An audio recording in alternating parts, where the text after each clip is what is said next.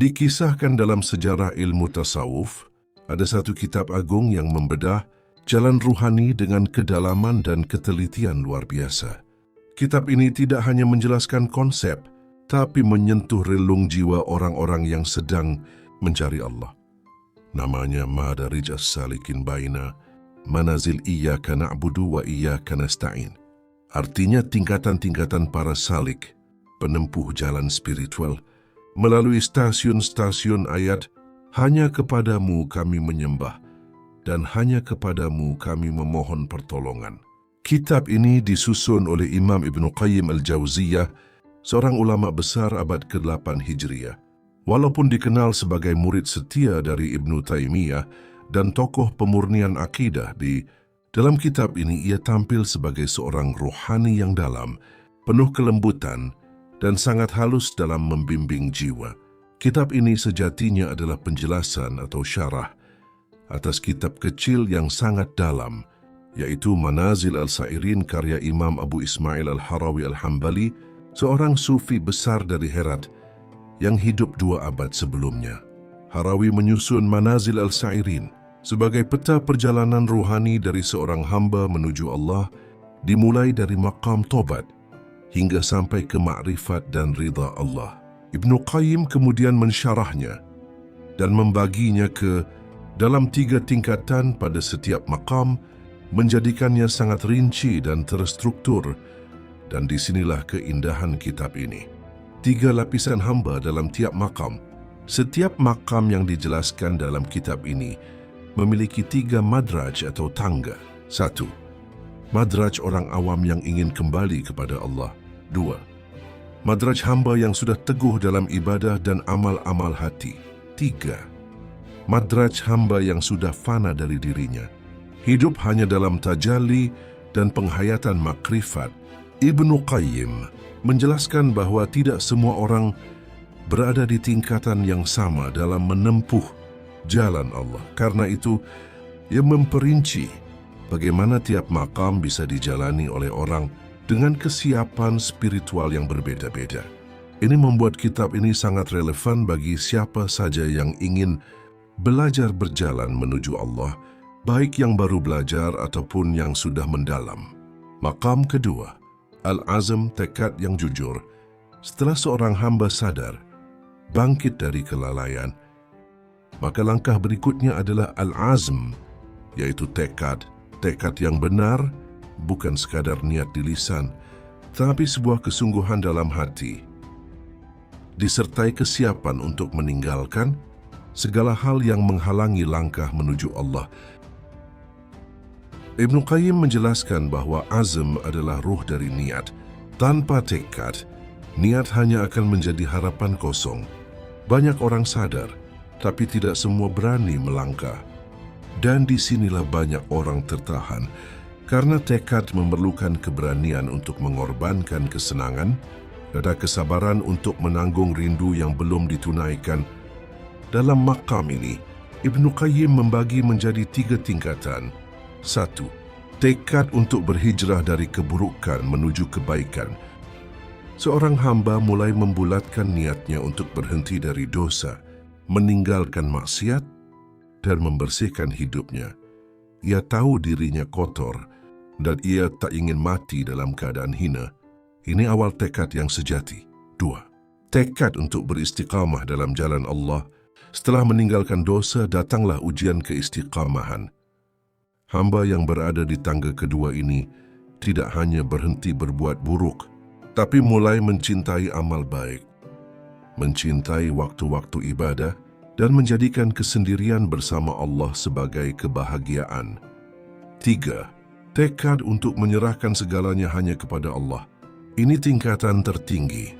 Hamba tak lagi bertekad untuk dirinya.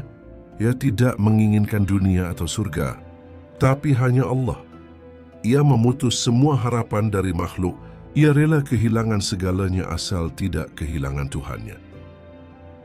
Ibnu Qayyim menyebutkan bahwa al-azm adalah pemisah antara orang yang jujur dan orang yang pura-pura. Siapa yang benar-benar ingin bertemu Allah, ia akan meninggalkan apapun yang merintangi jalannya, walau itu berat. Tapi siapa yang ragu akan terus digoda untuk menunda. Maqam ketiga, al-fikr, perenungan. Setelah seorang hamba sadar, lalu bertekad kuat untuk berubah, maka langkah berikutnya adalah al-fikr, merenung. Bukan merenung sembarangan, tapi perenungan yang membawa hati kepada Allah. Merenungi nikmatnya, merenungi akhir hidup, merenungi tujuan penciptaan, dan merenungi kemana kita akan kembali. Ibnu Qayyim menekankan bahwa fikir adalah cahaya hati dan kebalikan dari lalai, ghaflah. Dalam perenungan, hati menemukan jalan. Dalam diam, ia mendengar. Dalam sunyi, ia mengerti. Ia membagi maqam ini juga ke dalam 3 tingkatan. 1. Perenungan terhadap ciptaan Allah. Melihat langit, bumi, kejadian-kejadian hidup, dan menyadari bahwa semua ini tidak diciptakan sia-sia. Ini akan menumbuhkan khusyuk dan rasa kagum terhadap kebesarannya. 2. Perenungan terhadap ayat-ayat Al-Quran. Perenungi makna, peringatan, janji, dan ancaman dalam wahyu. Hati menjadi hidup saat Al-Quran tidak hanya dibaca, tapi direnungi. 3. Perenungan terhadap kelemahan diri dan kebesaran Allah. Ini tingkatan tertinggi. Hamba tidak lagi sibuk dengan dunia luar, tapi dengan batinnya sendiri.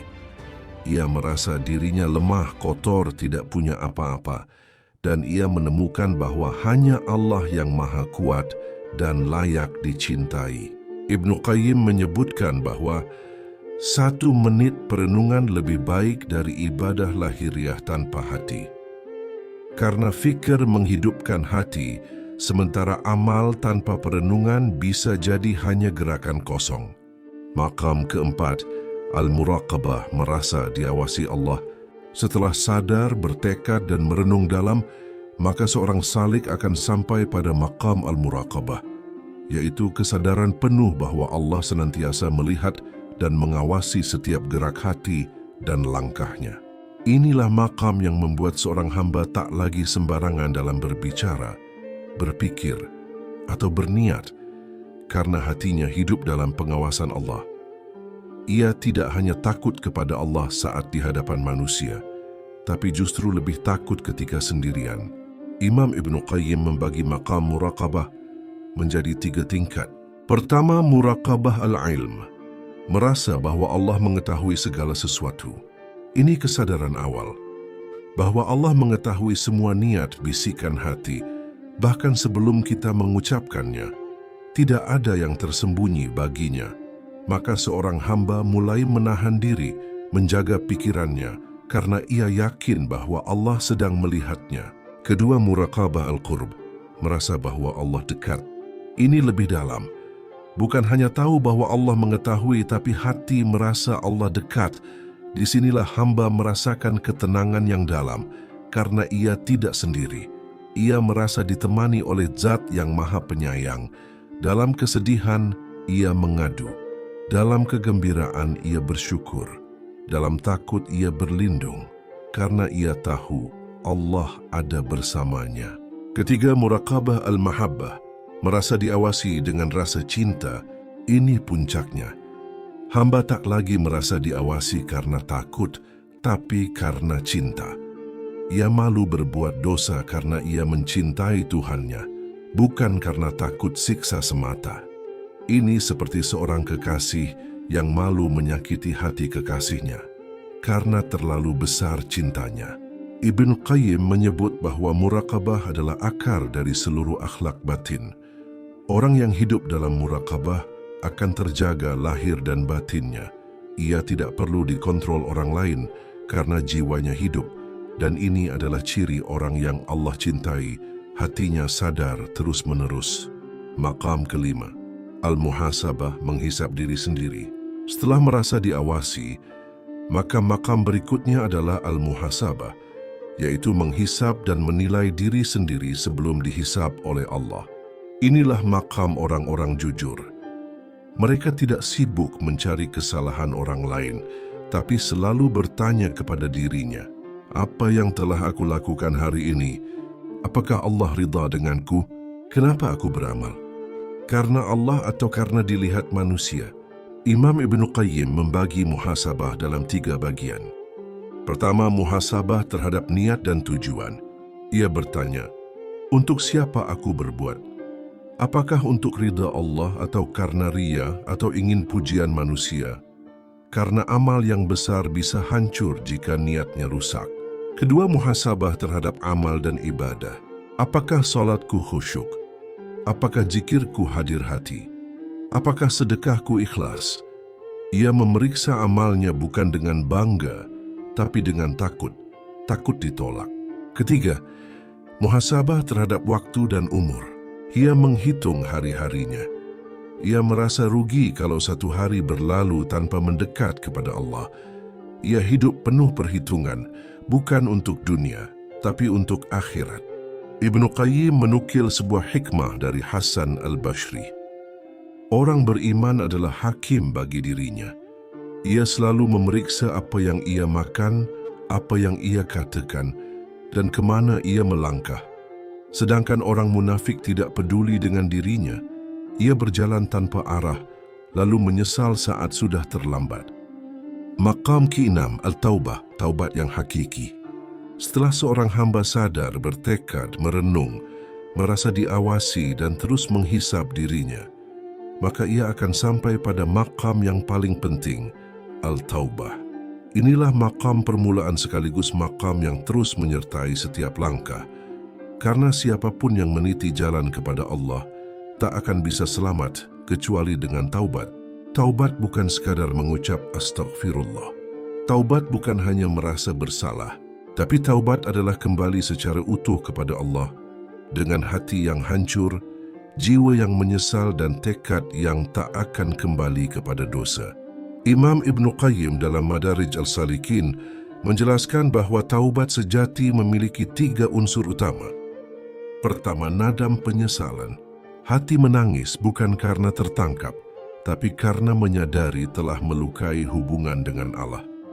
Ini adalah puncak kesadaran spiritual, merasa bersalah di hadapan Zat yang Maha Pengasih. Meninggalkan dosa, taubat sejati mengharuskan perubahan nyata. Tidak bisa seorang berkata, aku bertaubat, tapi masih berulang-ulang jatuh pada dosa yang sama tanpa usaha untuk keluar darinya. Taubat bukan lari dari rasa bersalah, tapi lari dari dosa itu sendiri. Ketiga, azam, tekad untuk tidak mengulangi lagi. Ini adalah janji kepada Allah, bahwa walau lemah, hamba ini ingin berubah. Bahwa meski pernah jatuh, ia tidak mau terus hidup dalam dosa. Tekad inilah yang membedakan antara taubat sejati dan sekadar emosi sesaat. Tingkatan taubat dalam pandangan para salik. Ibnu Qayyim membagi maqam taubat ini menjadi 3 lapisan. Pertama, taubat dari dosa-dosa besar. Ini pintu awal.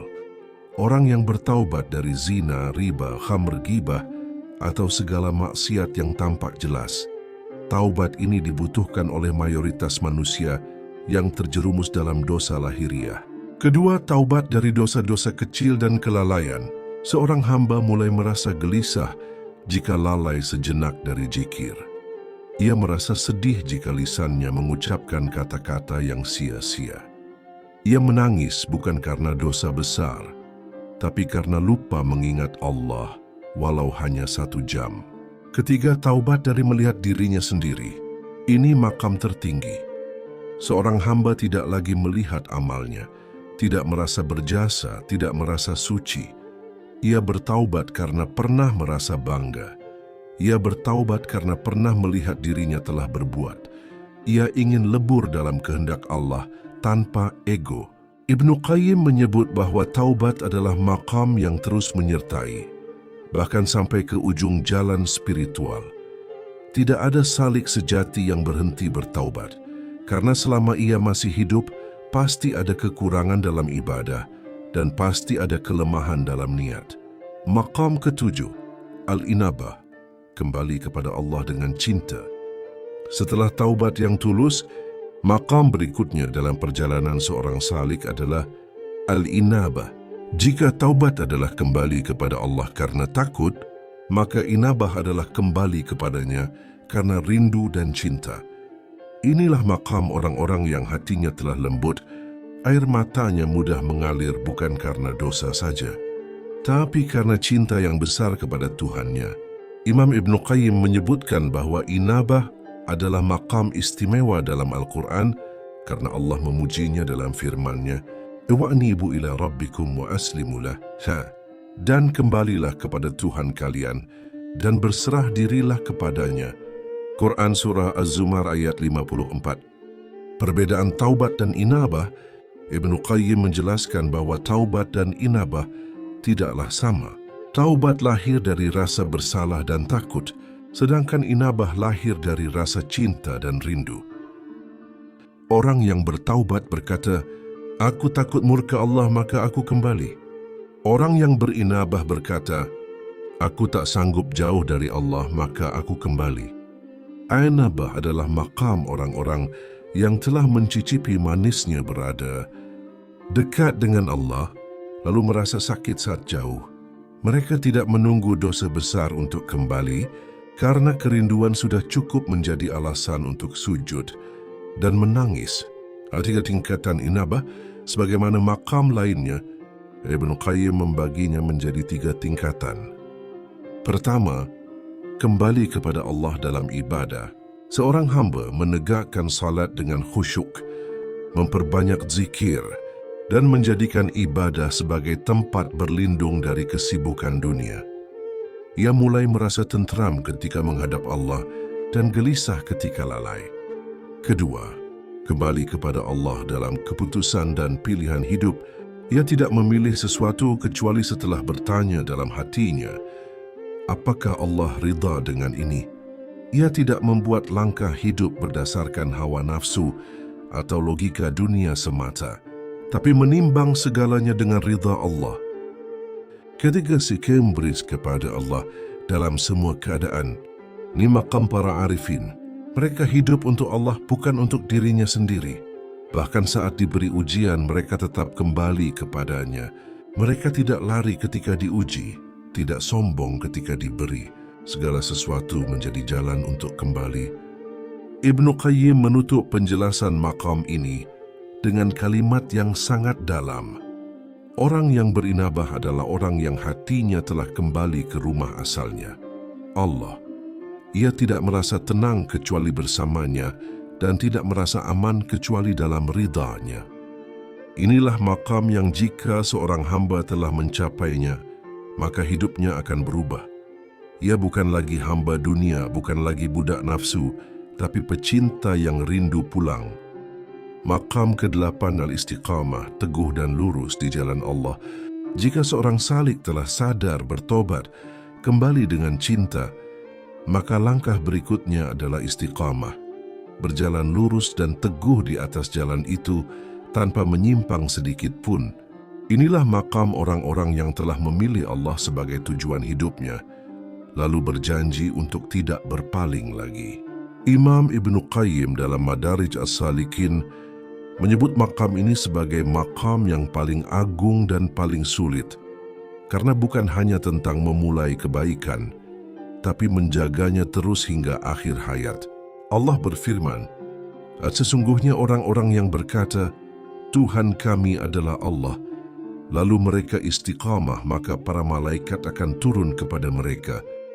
Istiqamah adalah tanda cinta yang sejati, karena cinta yang sebentar, penuh semangat di awal tapi redup di tengah jalan, bukanlah cinta yang hakiki. Tapi siapa yang terus berjalan walau berat, tetap taat walau disakiti, tetap lurus walau semua orang menyimpang, dialah yang benar-benar mencintai Allah. 3 tingkatan istiqamah. Menurut Ibn Qayyim, pertama, istiqamah dalam amal lahir. Hamba menjaga salatnya, puasanya, zikirnya, hingga kebiasaan baiknya. Ia tidak hanya rajin sesekali, tapi terus menjaga ritmenya dengan konsisten. Ia tidak lagi bergantung pada suasana hati. Hari baik atau buruk, ia tetap salat. Capek atau semangat, ia tetap membaca Al-Quran. Kedua, istiqamah dalam amal batin. Ia menjaga hatinya dari iri, ria, takabur, dan cinta dunia. Ia terus membersihkan niat. Ia sadar bahwa amal lahir bisa tampak bagus, tapi jika hati rusak, semua sia-sia. Maka ia luruskan hatinya setiap hari, setiap waktu. Ketiga, istiqamah dalam tujuan.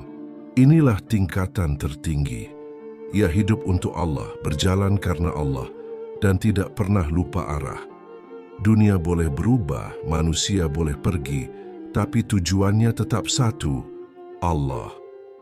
Ia tidak tergoda oleh kenikmatan sesaat, tidak terguncang oleh hinaan. Ia berjalan tenang karena tahu untuk siapa ia berjalan. Ibnu Qayyim berkata, istiqamah adalah jalan terpendek menuju Allah, tapi juga jalan yang paling berat, karena ia tidak menerima penyimpangan walau sedikit.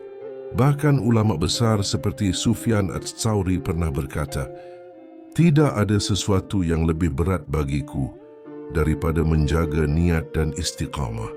Karena itu istiqamah adalah karunia, dan hamba yang memohon kepada Allah dalam setiap rakaat salatnya, Ihdinas syirathal mustaqim, tunjukilah kami jalan yang lurus, sebenarnya sedang memohon untuk istiqamah setiap hari. Maqam ke-9, al-i'tisam, berpegang teguh hanya kepada Allah. Setelah seorang salik berjalan teguh dalam istiqamah, ia akan sampai pada maqam al-i'tisam, yaitu bersandar, berlindung, dan berpegang sepenuhnya hanya kepada Allah tanpa bersandar kepada makhluk atau dirinya sendiri. Ini bukan sekadar sikap tawakal, tapi ketergantungan ruhani yang total. Hamba tidak lagi percaya kepada kekuatannya sendiri, tidak bersandar pada ilmunya, hartanya, atau amalnya. Ia merasa bahwa jika bukan karena Allah, ia pasti tersesat. Ibnu Qayyim menegaskan bahwa al-i'tisam adalah penjagaan dari penyimpangan, karena siapapun yang berjalan kepada Allah akan terus diuji oleh bisikan setan, ego, dan dunia. Maka ia memerlukan sandaran yang kokoh agar tidak goyah. Allah berfirman, dan berpeganglah kamu semua kepada tali agama Allah, dan janganlah kamu bercerai-berai. Quran Surah Ali Imran ayat 103. Dan juga, barang siapa berpegang teguh kepada Allah, maka sungguh ia telah diberi petunjuk kepada jalan yang lurus. Quran Surah Ali Imran ayat 101. 3 tingkatan al-i'tisam. Pertama, i'tisam dari maksiat. Hamba menjadikan Allah sebagai pelindung dari jatuh ke dalam dosa. Ia memohon perlindungan karena tahu bahwa dirinya lemah. Ia tidak berkata, aku bisa menjaga diri, tapi ia berkata, ya Allah, jaga aku dari diriku sendiri. Kedua, i'tisam dari ria dan ujub. Setelah istiqamah, kadang muncul perasaan bangga. Maka hamba ini segera kembali berlindung kepada Allah dari merasa hebat. Ia sadar, semua ini hanya karena rahmat Allah. Ia beramal sambil menangis, takut amalnya tertolak, takut hatinya rusak. Ketiga, i'tisam dari segala selain Allah. Inilah puncak makam ini. Hamba tidak bergantung kecuali kepada Allah. Ia tidak mengandalkan manusia, tidak mengharapkan dunia, bahkan tidak mengandalkan amalnya sendiri. Ia hanya berkata, hasbi Allah, cukuplah Allah bagiku. Ibnu Qayyim menyebut makam ini sebagai penjaga utama dalam perjalanan suluk. Karena semakin tinggi seseorang naik, semakin halus pula tipu daya nafsu dan setan. Maka i'tisam adalah benteng terakhir. Tidak ada kekuatan kecuali dari Allah. Maqam ke-10, al-tafwid, menyerahkan segala urusan kepada Allah. Setelah seorang salik teguh dalam istiqamah dan hanya bersandar kepada Allah, maka ia akan sampai pada maqam al-tafwid, yaitu menyerahkan segala urusan hidupnya sepenuhnya kepada Allah, tanpa syarat, tanpa protes dan tanpa ragu.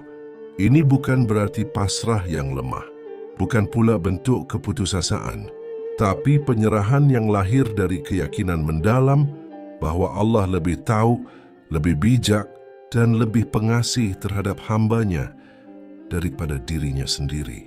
Ibnu Qayyim menjelaskan bahwa tafwid adalah maqam para nabi dan orang-orang yang mencintai Allah dengan tulus. Allah memuji Nabi Ibrahim dengan firman-Nya, "Dan kepadanyalah aku bertawakal, dan hanya kepadanya aku menyerahkan diriku." Quran Surah Hud ayat 88. Dan firman Nabi Musa saat terdesak, "Aku menyerahkan urusanku kepada Allah. Sesungguhnya Allah Maha melihat hamba-hambanya." Quran Surah Ghafir ayat 44. 3 tingkatan tafwid menurut Ibnu Qayyim. Pertama, menyerahkan urusan yang tidak bisa dikendalikan, seperti rezeki, ajal, cobaan, dan keputusan hidup yang di luar kendali manusia. Seorang hamba tidak panik, tidak mencaci takdir, tidak sibuk mengeluh. Ia berkata dalam hati, jika Allah telah menetapkannya, maka pasti itu yang terbaik. Kedua, menyerahkan hasil dari usaha. Dalam maqam ini, seseorang tetap berusaha dan bekerja keras, tapi ia tidak menggantungkan harapannya kepada hasil. Ia tidak berkata harus sukses. Ia hanya ingin Allah ridha. Bila hasil baik, ia bersyukur. Bila tidak sesuai harapan, ia tetap tenang, karena ia sudah serahkan semuanya kepada Yang Maha Mengetahui. Ketiga, menyerahkan hati dan kehendaknya. Ini tingkatan tertinggi. Hamba tidak lagi punya kehendak pribadi. Aku ingin begini, tapi ia berkata, apa yang Allah inginkan dariku hari ini? Ia tidak sibuk menata masa depan duniawinya. Ia hanya ingin hari ini dekat dengan Tuhannya. Ibnu Qayyim menyebut bahwa tafwid adalah istirahat bagi jiwa. Karena orang yang sungguh-sungguh menyerahkan dirinya kepada Allah akan hidup dengan tenang. Ia tidak terlalu kecewa bila gagal, tidak terlalu bangga bila berhasil, dan tidak terlalu takut dengan hari esok. Saya tertifu semahlumaskakan hari. Tafwid adalah bukti cinta. Cinta yang berkata, aku tidak ingin terjadi seperti keinginanku, tapi aku ingin apa yang kau tetapkan menjadi keinginanku. Inilah makam orang-orang yang tidak punya keluhan kepada dunia karena mereka telah menyerahkan semuanya kepada Tuhan. Makam ke-11, Al-Ridha, ridha terhadap takdir Allah.